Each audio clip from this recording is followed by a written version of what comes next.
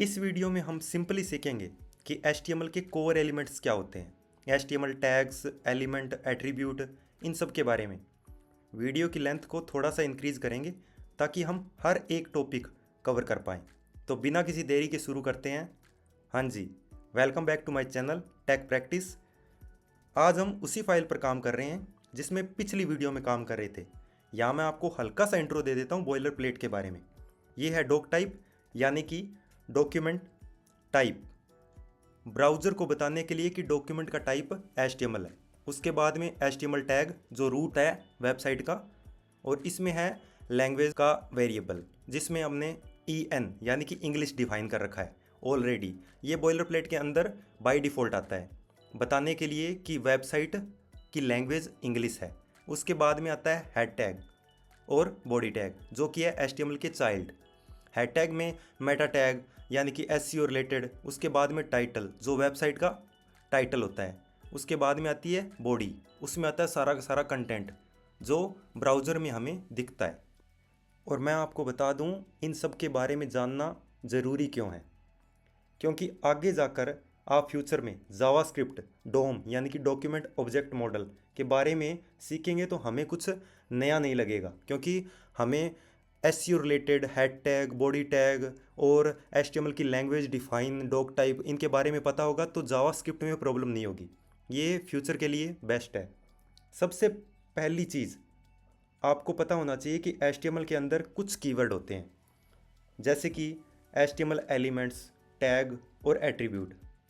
ये जो H1 यहाँ आप देख रहे हैं, ये है सिंपली एलिमेंट, और एलिमेंट के अंदर H1 स्टार्टिंग से यानी कि यहाँ से क्लोजिंग तक पूरा का पूरा आता है, और इस पूरे को हम एलिमेंट बोलते हैं।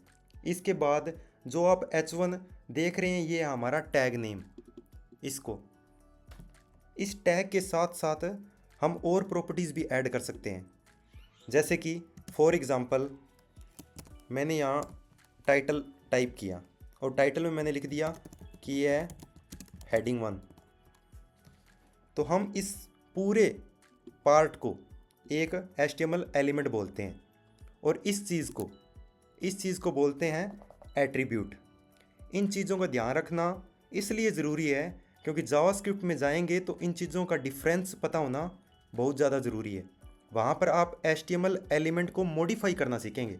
सबसे इम्पोर्टेंट बात यह है कि किसी भी HTML टैग को क्लोज़ करना मत भूलिए, क्योंकि यहाँ तो उस चीज़ का कोई इफेक्ट नहीं पड़ेगा, पर आगे जावास्क्रिप्ट और जावास्क्रिप्ट की लाइब्रेरी यानी कि रिएक्ट, इनमें प्रॉब्लम हो सकती है।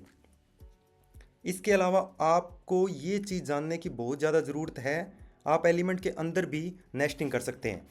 जैसे कि मैंने टाइप किया H2 टैग और इसमें लिखा सेकंड हेडिंग, और इसमें स्पैन लिखा और इसमें मैंने लिख दिया 2। बाय द वे, स्पैन भी एक HTML टैग है। ये होती है एलिमेंट्स की नेस्टिंग। मैं इसको आपको ब्राउज़र पे रन करके भी दिखा देता हूँ।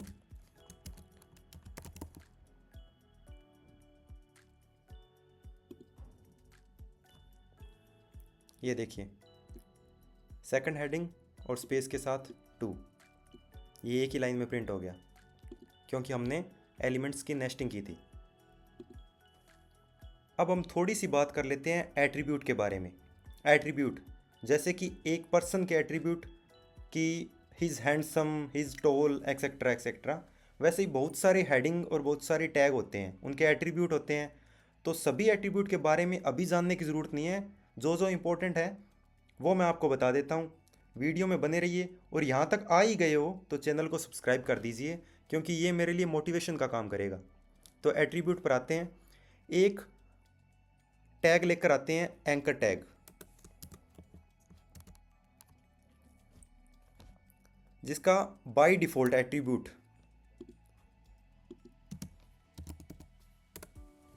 HREF होता है, यानी कि हाइपरलिंक। हाइपरलिंक रेफरेंस का काम करता है कि मैं कहाँ पर जाऊँ, किसी और लिंक पर या वेब पेज पर, यहाँ लिंक लिखा जाता है। फॉर एग्जांपल जैसे हमने यहाँ टाइप किया गूगल, अब गूगल यहाँ पे लिखा हुआ तो आ जाएगा ब्राउज़र में, पर ये लिंक काम नहीं करेगा क्योंकि इसको चाहिए प्रॉपर गूगल का लिंक। तो यहाँ अपने गूगल का लिंक पेस्ट करते हैं। ध्यान रहिए डबल कोट हटने नहीं चाहिए। अब ये लिंक काम करेगा। गूगल ओपन हो गया ना। ए टैग में एक प्रॉपर्टी होती है टारगेट, डबल कोटेड में अंडरस्कोर ब्लैंक। इसका क्या मतलब है? इसका मतलब है कि ये लिंक जैसे हम गूगल पर क्लिक करेंगे तो ये नई टैब में ओपन होगा। जैसे कि मैं आपको शो करके बताता हूँ। अब ये गूगल लिखा हुआ है और इस पर गूगल का लिंक लगा हुआ है। जैसे मैं क्लिक करूँगा तो ये न्यू टैब में ओपन हुआ है और हमारी वेबसाइट इस टैब में चल रही है। तो इसका ये फ़ायदा होता है। ए टैग के बारे में पूरी जानकारी के लिए आप सिंपली गूगल में सर्च कीजिए ए टैग MDN। यहाँ ए टैग के बारे में आपको पूरी जानकारी मिलेगी। और अभी से आप आदत डाल लीजिए डॉक्यूमेंटेशन पढ़ने की। धीरे धीरे 5 से 10 मिनट निकाल लिया करो। डॉक्यूमेंटेशन में एंकर टैग के सारे एट्रीब्यूट के बारे में दिया हुआ है, जैसे कि डाउनलोड, href, जिसके बारे में हमने ऑलरेडी सुन रखा है। आपको प्रॉपर्टी प्लस एग्जाम्पल, इनके बारे में और डिटेल में जानने की अभी ज़रूरत नहीं है। जब भी हम आगे कभी ज़रूरत होगी तो हम डिस्कस करेंगे। ये तो हुई एंकर टैग की बात। अब हमने देखा कुछ एट्रीब्यूट कंपलसरी होते हैं, कुछ नॉन कंपलसरी। लिखें ना लिखें कोई फ़र्क नहीं पड़ता। अब हम थोड़ा सा और एक्सटेंड करते हैं और स्टार्ट करते हैं हमारे टैग्स को एक्सप्लोर करना। सबसे पहले हमारे टैग्स हैं वो है हेडिंग। तो इसके लिए मैं एक फ़ाइल नई बना लेता हूँ ताकि आपको अच्छे से समझ आए। heading.html और यहाँ पे एक्सक्लेमेटरी मार्क्स, एंटर, और बॉयलर प्लेट आपकी तैयार है। वापस से हम फास्टली वर्क करेंगे। अब हम सारे टाइप्स के हेडिंग फटाफट देख लेते हैं। तो सबसे पहले H1 जो हमने उस फाइल में भी लिखा था,